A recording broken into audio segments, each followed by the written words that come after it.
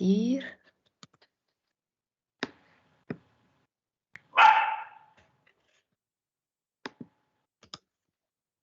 Ok, entonces aquí. ¿Se ven bien? ¿Puedes ver? Sí, perfecto. Okay, muy bien. I'm going to talk about this experience from Burkina Faso and what it means being an energy consumer in Africa today, and what it also means for the future, because we tend to see or think of Africa as maybe some place where they are. Well, we tend to have a very negative view on Africa, but actually there are many really interesting things that are happening and many lessons to learn from Africa. So I've been working on Burkina Faso and Madagascar with this Libre framework that you find the logo in this page. But my consultancy is called Next Energy Consumer. Anyway, so this is me. I'm claiming to be a policy shaker in the energy and climate transition because I connect the dots very often in places where they tend to be forgotten. And yeah, I have also a podcast you can visit. It's called Energetic. You can find it on all the platforms. I'm a climate pact ambassador, meaning that I promote and advocate for the actions performed at the European level for the climate. And I'm really, really passionate about energy justice. So that's also why I've been working for so long with the Ombudsman Energía Mexico.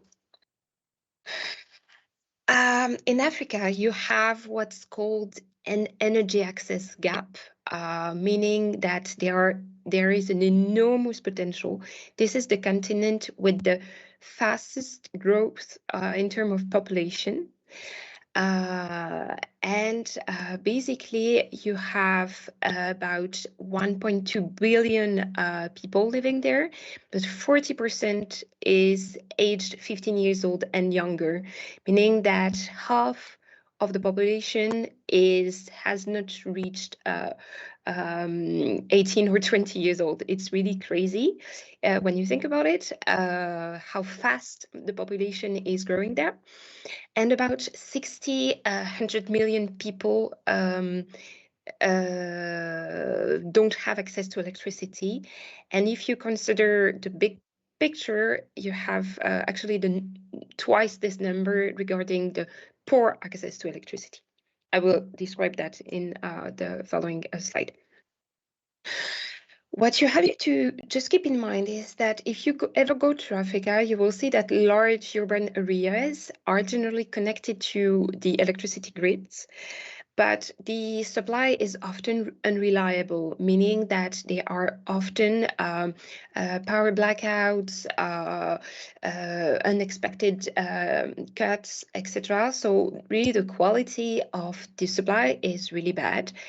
And most of this electricity is coming from non-renewable energy sources, meaning that, for instance, in Burkina Faso, about 90% of the electricity comes from fuel-burning power plants. And it's the case almost all around Africa. That, for instance, instead of using solar, all the sun that really covers the continent, or the wind is very strong, for instance, in sub-Saharan Africa, just south of Sahara.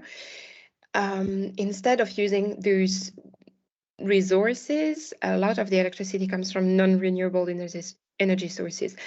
One of the renewable energy source that is often used, however, is hydroelectric power.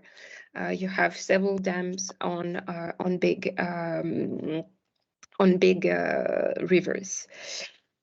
One extremely important parameter also in Africa is that air pollution was responsible for 1.1 million premature deaths across the continent in 2019, and a lot of this air pollution comes from the fuels used at home For instance, for cooking, many people still cook on wood, with coal. So it's that is not necessarily very efficient or very high quality. So this creates some bad air quality and therefore premature death. And overall, why is this energy so important in the African context? Is because access to clean energy is really a springboard for human development, because it really simplifies the access to drinking water, to social services, to health, education, employment, etc. You don't learn well when you have constant blackouts, for instance, or constant energy shortages. So, and for instance, I was hearing today that, well, this is the case for Asia, but there were some studies that show that collecting wood, well, it's something that usually women do, and they lose about 3 hours per day on collecting wood, collecting water, etc. And in Asia, in particular, there has been a clear link has been identified between collecting the wood and miscarriage. So really, it's a public health problem, if you want. So it's really important to get into this kind of perspective to understand that clean energy enables human development. However, as I was mentioning earlier, you have like, so I said there was about 600 million people not connected to the grid, but the energy access goes really beyond the number of grid connection, because, for instance, there are off-grid solutions with the solar panels. It's also the question of the quality and quantity of grid electricity. It's also the question of making this kind of upstream electricity project, thinking through. Also the question of clean cooking, the one that I mentioned, that I really mentioned when mentioning air pollution. And the other really important parameter is like the energy for community facilities and also productive engagement, like using the energy in order to do something else with it.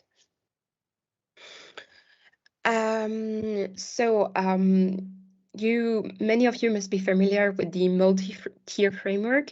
It's basically an international standard that really assesses the various levels of electricity access, with tier 0 meaning you have 0 access to electricity.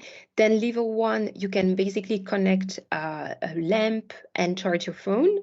Then level 2, a bigger lamp, maybe a TV or radio, and maybe a ventilator. Level 3, you can have a fridge and a few appliances. Level 4, you get into oven, pumps, and also air conditioning. And level 5, you can really use electricity for everything. And in Europe, we are almost everywhere at level 5. But in Burkina Faso, in the best case scenario, some offices will be at level 4, but there will be a lot of supplier shortages. And basically, people cook not using an oven, but using something different. And having a fridge is not so widespread depending on the place you live and depending on your level of revenue. So what's going on in Burkina Faso in particular? It's you may have heard of Burkina Faso because recently it was in the news. There has been a military coup because it's the country highlighted in red. There was a military coup a few weeks ago because people were tired of the current government, and they decided that the military decided that it was better for them to take over and also to fight the insecurity climate. There are a lot of attacks coming from terrorist groups, and it's a concern in all the Sahara region. Let's call it this way. So you have 20 million inhabitants, 78% is under 35 years old.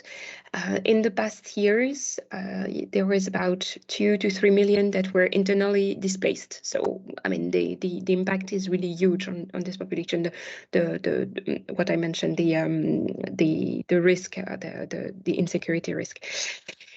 3/4 of the population live in rural areas. 2.5 million people live in Ouagadougou, but the data changes every day because more and more people are coming in. And if you consider the World Bank's Human Capital Index, which is the ranking for inequality, basically, Burkina is on the 144th level among 157th country. I didn't check the data for Mexico, but it would be interesting if Carlos could do it in the meantime. And basically, it means that there are a lot of inequalities, and the rich people are very rich and the poor people are extremely poor. More than 40% of the population still lives below the poverty line. It may have increased with the COVID-19 restrictions. More than 65% of the people age 15 and older are not literate. And as I was mentioning regarding income inequalities, so the wealthiest 20% of the population have their incomes is 7 times higher than the poorest 20%. So it's huge. And 70% of the population is occupied in informal employment, meaning that they don't have like proper jobs with the proper security system that enables them to access. And regarding electricity, less than 20% has access to grid electricity, and only like 2/3 of the urban population has access to grid electricity, which is quite low. But I was mentioning that the cities are growing really fast, also because of this population displacement. And there is only one utility that produces and sells electricity. It's called Sonabel. Okay, so this is a photo I took when I was in Burkina last month. I found it quite interesting because it's not one of the, let's say, worst neighborhood. You can see children playing in the streets. You can see shoes that were forgotten somewhere. You can see that the grid arrives. You can see also a some solar installations to really power and light up the streets. You can see also the scooters. People are heavily reliant on those kind of mini scooters, which makes everything super interesting for the future of mobility, for instance. Anyway, basically you have a growing middle class which wants really more. Young people, the teenagers, they want their phone, they also want appliances, they want jobs, and that's totally understandable. So to enable having this phone, these appliances at home, to really allow you to spend less time doing your household chores, you need electricity. However, the shortage and blackouts are very, very frequent in Ouagadougou, especially between March and June, when it's the warmest time of the year. One of the problems is that the city is expanding really fast, and Sonabel grid extension doesn't follow. And there are also so many problems with meter readings and invoice collection. Many Sonabel prices are often unaffordable, and Sonabel itself is saying that they have some liquidity problems. They have a problems of cash flow because of this meter reading and invoice collection that's not working so well. Plus, the policy framework is kind of unclear, to say the least, regarding solar panels, and it's very complicated. And regarding access to finance, well, it's really heavy. And when I was mentioning that Sonabel prices were often unaffordable, is that even if you ask to get if you build a house and you ask to get connected to Sonabel, it will cost you about 500 euros to do that, and plus then you have to pay for your bills. So for a lot of people, it is really, really, really a lot, and they have to make a lot of efforts to get there. So people basically living in areas that are not connected to the grid, and the people with greater financial means really want more, they do invest in solar photovoltaic panels. However, you have to keep in mind that PV as such, it remains unaffordable and the quality is often not there, meaning that they tend to be too small for the actual need of the population. And yeah, so let's say that those are the main two reasons for people to invest in solar, and to really make the splurge into solar PV. So the project I'm working on is really about making the grid resilient. So making it resilient means that we have to invest. Burkina and many African countries, they have to invest on demand side response, on flexibility. It's really an opportunity to do more with what they currently have. Because basically the increased demand, it's putting pressure on the grid, because more and more people are arriving. There is not more electricity that is produced by Sonabel, but more and more people want electricity. So it's normal that this blackout happens. And yeah, centralized power generation and public investments are not sufficient to really ensure this grid stability. And basically, at the moment, the electricity produced by private solar panels is not fed into the grid. It's not possible to do that. However, in an appropriate way, with the right tools, you can make sure that the electricity produced from the solar panels can be fed back into the grid to benefit other users. And that's why in the red box, I said that flexibility enables to balance demand and supply, but the right policy framework is needed. You have to be it's kind of political discourse on this, because you need to put a price to the electricity you feed into the grid. Okay, it's called feed-in tariff. And basically, what the project I work on is, it's on this part of demand side flexibility, meaning like the portion of demand of the efforts the household, and the demand is really the household, the portion of demand in the system that can be reduced, increased, or shifted within a specific duration. For instance, if I'm not at home and my solar panels are producing, maybe my neighbor who has to run, I don't know, a machine or whatever, can use the electricity produced from my solar panels. And so that it becomes an exchange between neighbors. And this has a value. And to do that, you need a specific framework, technical and mostly policy-wise. And because really demand side flexibility, it enables the smooth integration of shares of variable renewable energy into power system. Because that's the problem with renewable energy, is that, for instance, solar is produced when there is some sun, and wind when there is some wind. But at some times of the day or at night, you don't have that much power. So you need to balance that. And one of the key elements will be batteries, but batteries are expensive to run. And, you know, when I was mentioning earlier that PV was unaffordable, in many cases, what costs more is the battery. So people will have a PV, but they won't have the battery, and they will not benefit from the whole potential of electricity. So let's say that people who live in with greater financial means who choose photovoltaics instead of, let's say, fuel-powered power plant, you know, this kind of generator, they will have very expensive batteries as well. So it's injecting the electricity back to the grid is a way to really use what is produced when it's available. So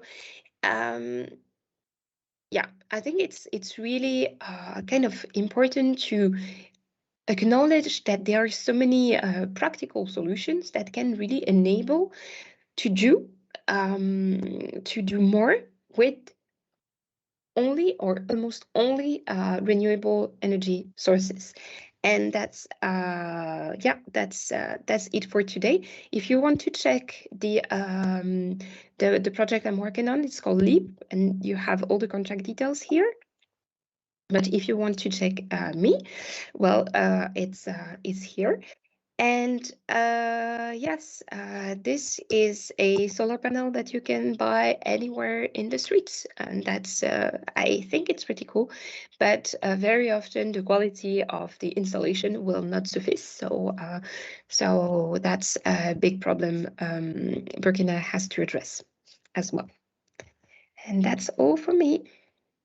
Thank you so much, Marine. It was very interesting. So obviously, I have a couple of questions. So one of the first questions that I wanted to make is that in several points of your presentation, you have mentioned this young population, this growing middle class population. Yeah. Throughout history, we have seen that that's a combination that leads to social movements, like middle class and the young demographic has led to organize movements. So I want to know if that has been a drive in the country, in Burkina Faso, or in Africa in general, for the appearance of this kind of projects, like the projects you are working on. So as I said, I'm just starting to discover so many interesting things about Africa, so I might be totally misled but from what I thought, I found the young population extremely, let's say, extremely dynamic and with a desire to live better. And that's why I totally link the idea of the growing population with this growing middle class too, in the sense that, I mean, a middle class is usually understood as the population that can afford to buy things other than really the food or the utility. They can buy something else. But what I observed, at least in Burkina, in Ouagadougou, which is not representative of the whole continent, especially rural areas. But what I've observed is that people are all connected through mobile phones. They all have not the old-fashioned mobile phones. They are all connected with smartphones. And this, I think, at the end of the day, they watch the same. They use Twitch, they use Facebook, they use Instagram, they use TikTok. And when you start using these kind of tools, you notice so many things that are different. And I was talking with somebody who told me how important it is to be exposed to different realities. And I guess that this kind of, we are not yet seeing all the results of having access to this kind of IT tools, like phones and like internet in general. But yeah, I found the population extremely like willing to achieve more and have more. The situation is also kind of changing fast, so it will depend from one country to another. But I truly believe that Africa got talent. Yeah. Speaking about that, like you say, that there's a big willingness from the population to embrace these kind of changes, and I think that's true for most of the developing world. But then we touch on another subject that you mentioned is very challenging, which is the political will and the political incentives to see those changes manifest. Because in Mexico, we are experiencing something similar. Like right now, there's a whole debate about the energy reform, about if we should stay as we are or if we should move towards the reform that's being proposed by the current president. But what's really missing in the conversation, it's what both of those projects lack, because both of those projects are really short in the renewable energy targets. They don't address human rights violations that could be present in both of those systems, like a whole plethora of shortcomings that tend to be very present in energy action in most countries. So how do we develop this political willingness, not only to engage in these topics, but to engage them efficiently and without these glaring gaps? Yeah, I mean, it's a topic that comes back very often when we talk about building capacity. It's a term that I don't like so much. It's used very, very often in development projects, etc., or in projects where you aim to empower a given a population, etc. But I'm not sure that you can empower in the sense that I think somehow people need access to information in order to empower themselves and make their choices for themselves. And I think that if you take the example of Mexico, what you are doing with the Acceso Energía is really super relevant in trying to inform, provide a different perspective than the one that is on mainstream media, for instance, regarding the situation. And that's something that is absolutely critical and relevant in all contexts. The thing that is making the difference in Burkina is really the prices of electricity that do not reflect the quality of the service. And that is an enormous kind of trigger for the population, because part of them will say, okay, we will adapt to the calendar of planned shutdowns and blackouts, etc., and we will stop working at that moment. But a lot of the population is also saying, come on, we are getting, somebody needs to be operated or whatever. A surgeon can't work in place A, B, or C because there is no electricity there, and that creates some form of challenge towards the government and towards the questions. I think that what matters the most is really to create a narrative about how different could the situation be.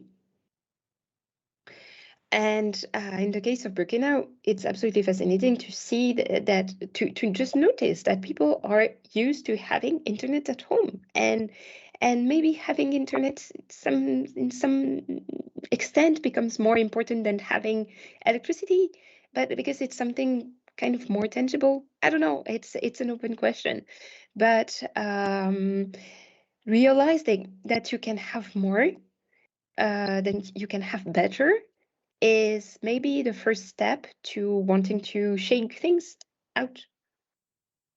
And how do you fulfill that narrative of things can be better without over-promising? Because that's something that many societies in the civil society in the non-profit sector are worried when they are implementing the project. Like, they are presenting a project and they want to give you that narrative of our project wants you to have a better situation, but we don't want to overpromise, because then it can have a very negative effect of disillusionment, of frustration, that can be very pervasive and very negative.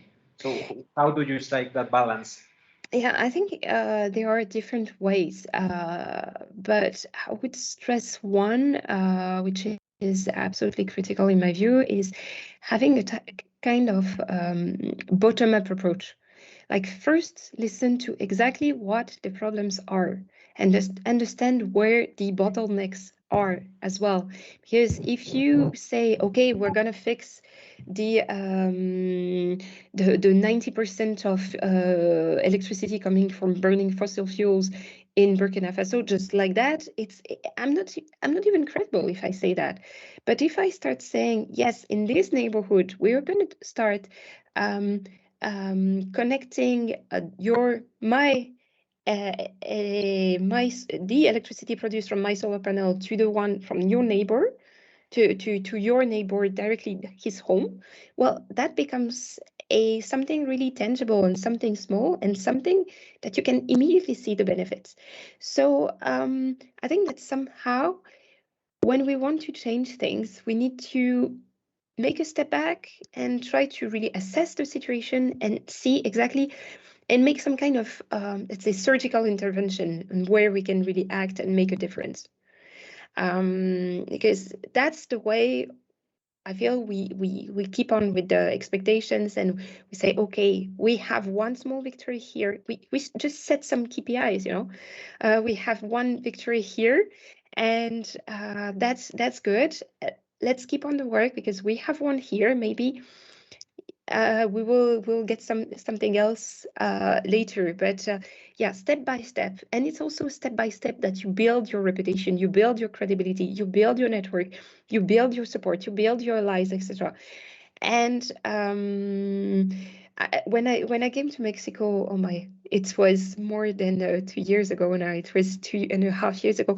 I remember when preparing the meetings with your colleagues, I really stress the importance of building networks and having like-minded organizations to support you, to support your work, to support your vision, and to build allies and true friendship. And that's really because together we go farther.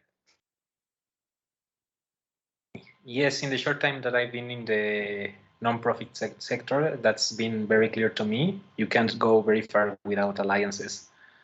I also wanted to ask, like your initiative is very multifaceted, right? You are tackling individual generation. You are tackling changing the infrastructure of the grid to make it better. You are tackling the power for community spaces. These many dimensions, but I'm guessing that that they are not in the same proportion, or like, is there like a predominant dimension that you are trying to focus or that you consider is the most important to address? Yeah, so basically in this specific project, we are working with the Sonabel, so the utility, and you have technical support coming from two other organizations, one in Slovenia, one in France. And my role is really to focus on the social impact and the what the difference it will make, or assessing what difference it could make on the life of the people.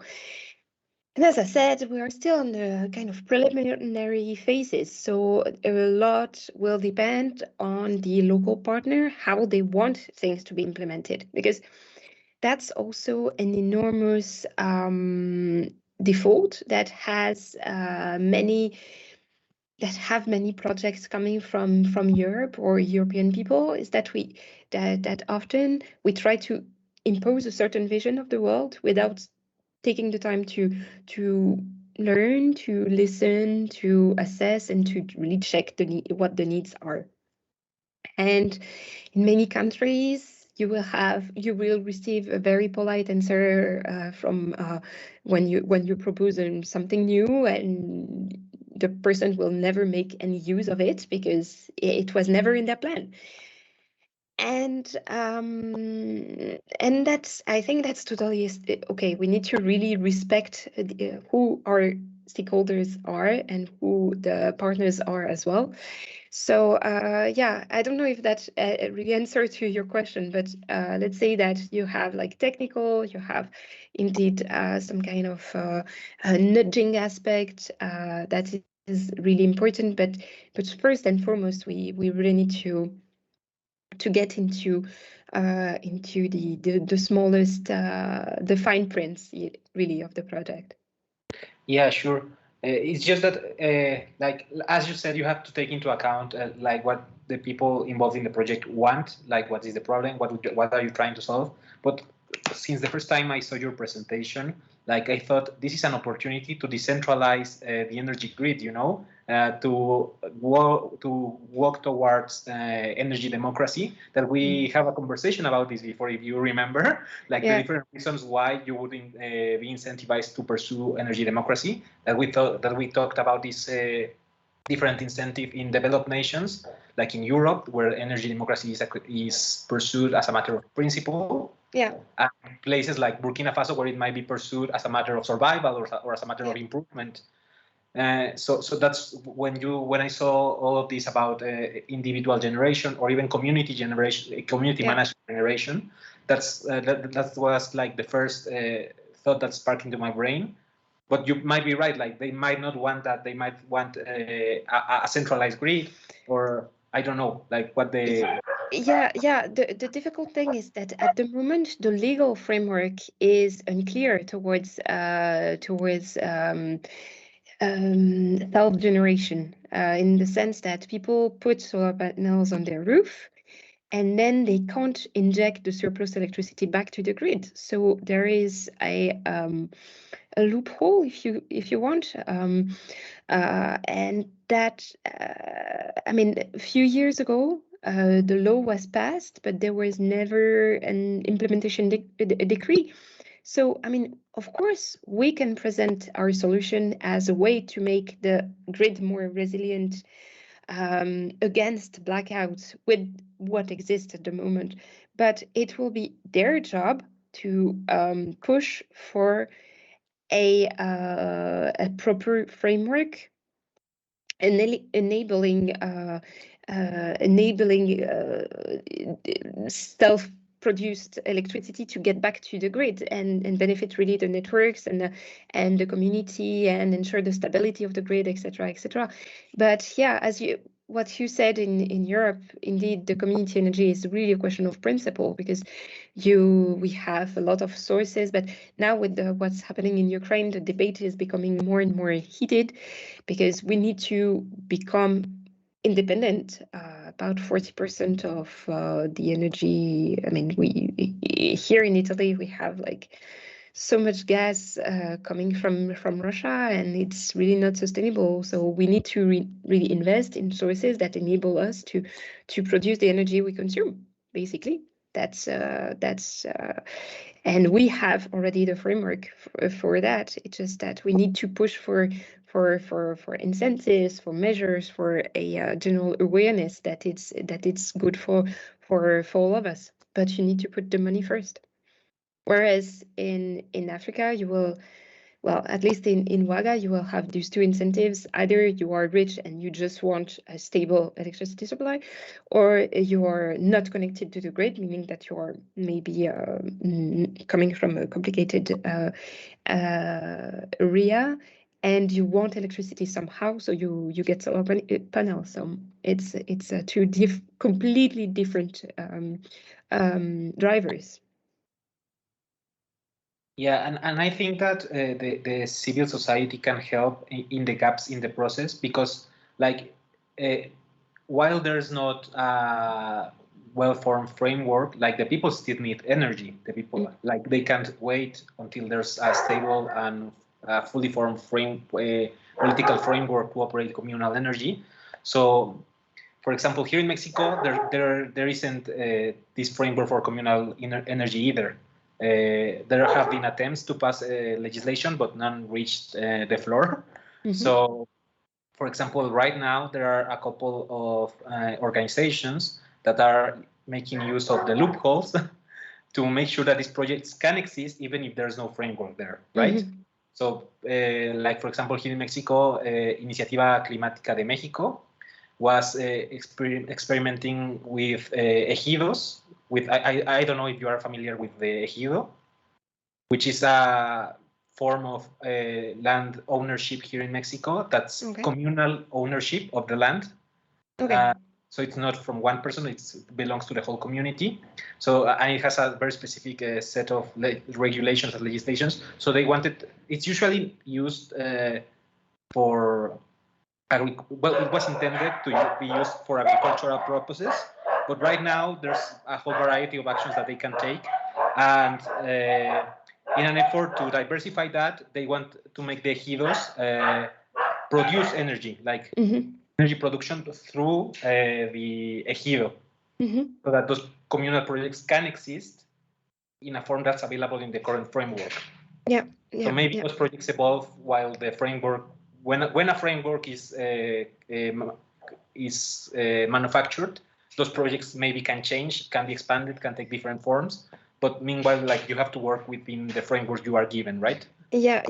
And I mean, this course on how to make we go back to articulating the framework to the real needs of the population and where you may have the most impact to.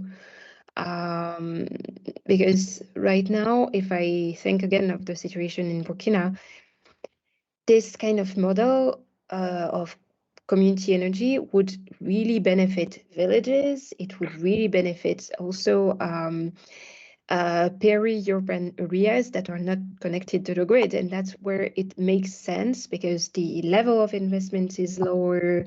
The benefit is really immediate on the population. And that's just the impact at the end of the day is broader, whereas in some other contexts it can be kind of a gadget for rich people or for people who are already entitled to a lot of things. So I mean, they are different. I guess you need to find the right avenues in order to find the right support, in order to find the right members of the parliament who will be bringing your amendments to the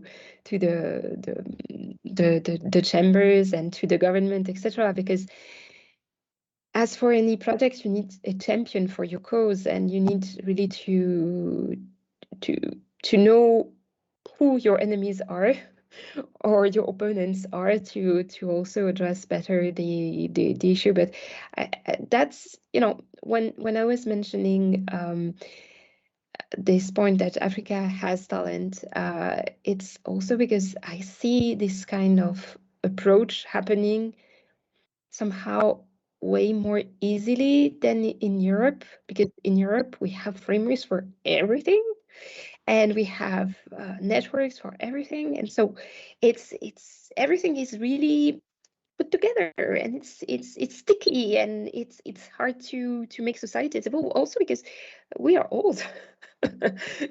We are old, so we don't see as much the benefits for the younger generations. So it's I think overall it's about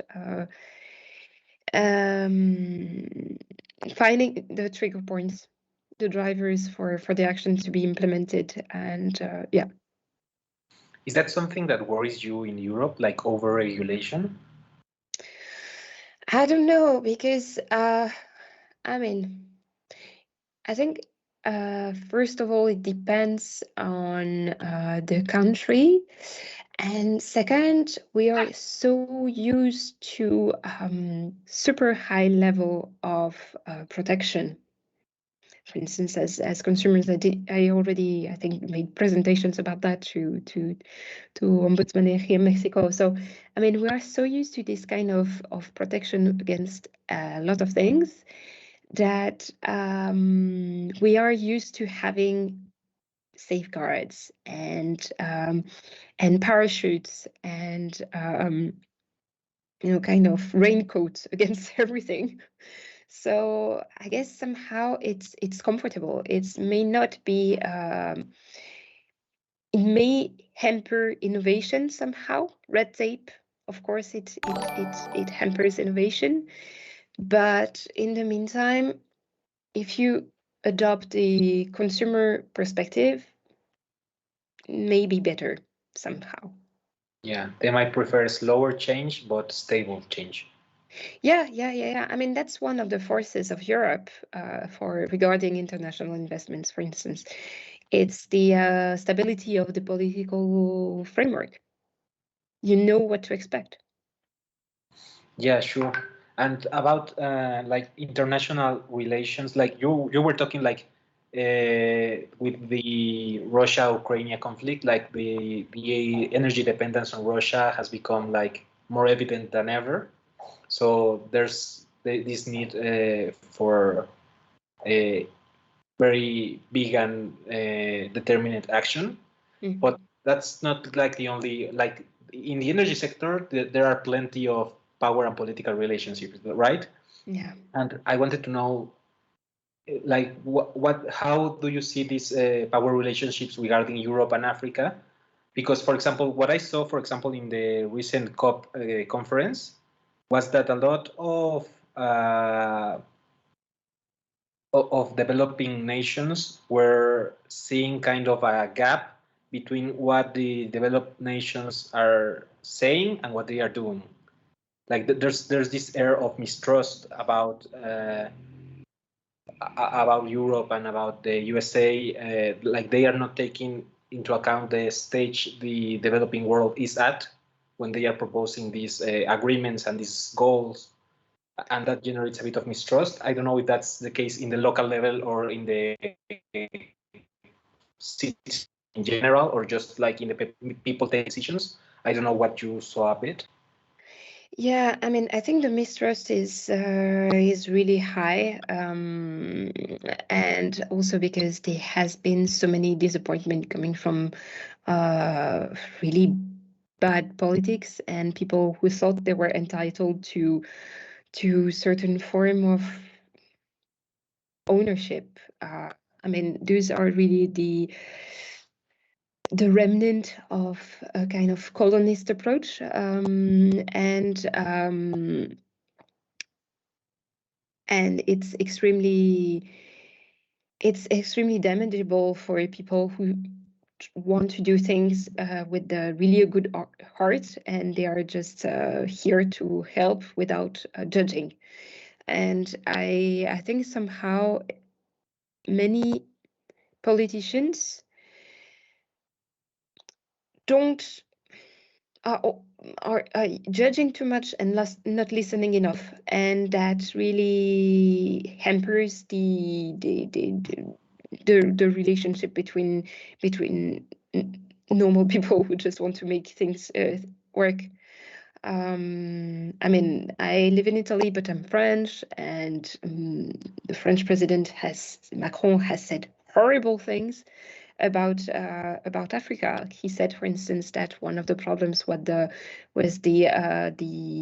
number of children per woman. But in Africa, it's absolutely intolerable to say something like that, because for them, kids are a form of wealth. I mean, they are proud of their kids, and you can't say you need to have less kids. It's extremely judgmental. It's extremely patronizing, and you need to understand those kind of cultural differences, and to respect the population and respect the people for who they are and not what you would like them to be. And the thing for electricity is that, or for energy in general, is that people want to be able to charge their phone. Point. So you really need to just acknowledge that and make sure that they get to charge as many phones as they want. And in the case of Burkina, I was really impressed by some women who were driving some scooters, like the one you saw in the pictures, and they were having one kid in the back, one on the lap, one on the shoulders, and they were maybe carrying things here and that. And they were so fierce, and they were driving to work or to I don't know what, but they were so fierce and so proud to bring their kids to school and to live their lives. And so the scooters were total instruments of empowerment. And what I see as an enormous challenge or opportunity in the maybe 5 years, 10 years is the emergence of electric scooters. Not cars, maybe that won't spread out as often, but electric scooters, it will make a difference because everyone now has one of those scooters, and you will need to find a solution to be able to charge them easily. So yeah, maybe things arrive in Africa a little bit later because they use a lot of second-hand stuff, etc. But India, for instance, is becoming the #1 market for electric vehicles, not necessarily cars, but it can be like yeah, scooters or three-wheelers, etc. So, you know, just need to observe what's going on there and what the true needs are. But if they go towards electric scooters, they will need more electricity on the grid. So how do you make sure that happens? How do you make sure that with soaring energy price all over the world, they are not put in a more difficult situation? Well, one of the solutions are renewable energy. But yeah, it's supposed some upfront investment. Yeah, sure. Because I was reading recently an article from The Economist that struck me very deeply because it talked about the investment of China in Africa. Mm-hmm. How, for example, the US didn't like that investment, but it's like you can't punish Africa for partnering with China if you are not willing to invest in Africa yourself, because it's like you're going to take China away from Africa, but you are not willing to invest yourself in the region because you think it's high risk. Then what do the African people have? Nothing. And they become pawns in a political game. Yeah, exactly. Yeah, it's really about this. I mean, some people are eyeing towards Russia as well because they think that they are providing a better answer against certain problems. So, I mean, you need to do what it takes, and also restoring trust and confidence is an enormous challenge in many of those discussions. But I feel we are moving to something way more geopolitical than properly the energy sector. If they go towards well, our time is almost up, so I wanted to ask you if you have like any conclusion, any kind of closing statement that you want to give about all this that we have talked about in this meeting. Yeah, no, I wanted to put that into perspective with what's going on in Mexico, because I mean, I think that Mexico has such an incredible potential regarding renewable energy and regarding really a bottom-up empowerment. Yeah, somehow I feel it's a shame that the government hasn't seen that. The current government hasn't realized that. So yeah, being able, I'm glad I kind of help you grow some conclusions about some different paths that could be taken and some alternative narrative that could emerge, because I think that if other countries can do it, why can't Mexico do it too?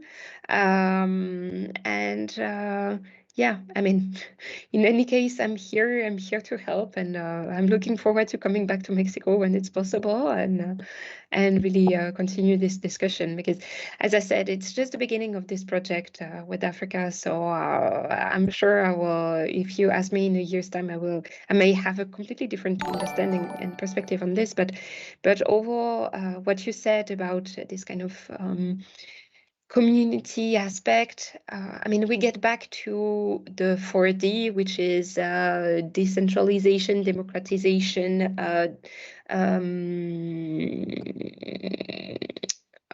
can't remember all of them, but yeah, democratization, it also the different distribution of the system. And and I'm missing one, but you'll excuse me for that. But yeah, it's really, and digitalization, of course, and that's the fourth one, and that's really super important. And I remember mentioning those 4 points when I came to Mexico in September 2019, and they are becoming every day more relevant. And So yeah, if you excuse my French, I would say that stop this kind of your government needs to stop this kind of stupid investment in fossil and just go into the direction which are the 4Ds, and everywhere around the world, even in developing countries, even in the poorest countries in the world, they are understanding this. Yes, as for me, I would say that what I've seen in Mexico and in many other countries is that the bad and the good are very intertwined, Yeah. especially in the energy sector. So separating that, separating the human rights abuses and the corruption and the bad investments from the possibilities and the potential, it's very granular, very meticulous work like the one you are doing. So the answer in many cases has been like the answer that has been given by the current government, which is let's just tear it all down instead of doing that hard work, that meticulous work that's going to take a long time and a lot of resources. Let's just burn it all down and start again. So yeah, I think that can't be the answer because especially if like this government has done the rebuilding you want to make looks a lot like the ones we had last century. So yeah, I think we need projects like yours. I think we need to expand on the alliances we make, and we also need to understand that renewables are not inherently good. Renewables Absolutely. need to be managed. Renewables need to be supervised and monitored. Yeah. So that we, so that they serve the people we say we want them to serve. Yeah. Yeah, absolutely. Because you need to target really the investment, and you need to target everything to make sure that you are not worsening the situation for the poorest or the most vulnerable. And we also need to acknowledge that whatever we do, energy has an impact. There are some externalities. If you construct a dam, it has externalities. If you use solar panels, well, it has externalities because of the materials you use to build the solar PV. And it's the same whatever the source. It's just that if the first thing we have to acknowledge is to be mindful of the energy consumption we have, and how to make that happen, etc., etc. So yeah, I think overall we need some consumer voices, we need some alternative voices to remind that, to make sure that we are not spiraling into overconsumption because it's supposed to be a green consumption. Yeah, of course. Well, I think our hour is up. Thank you so much, Marine. It was very interesting to see you in action again. It's been a long time since we talked, even remotely. So I hope we see you again soon. And if we need to pay your ticket back to Mexico, I think we can manage because we really want to see you again. Yeah, I'm looking forward. Bueno, paso al español. Gracias a todos los que nos se sintonizaron a esta emisión. Les agradecemos por su presencia. Espero que haya sido de su interés y nos vemos la próxima semana. Muchas gracias, María. Muchas gracias. Adiós.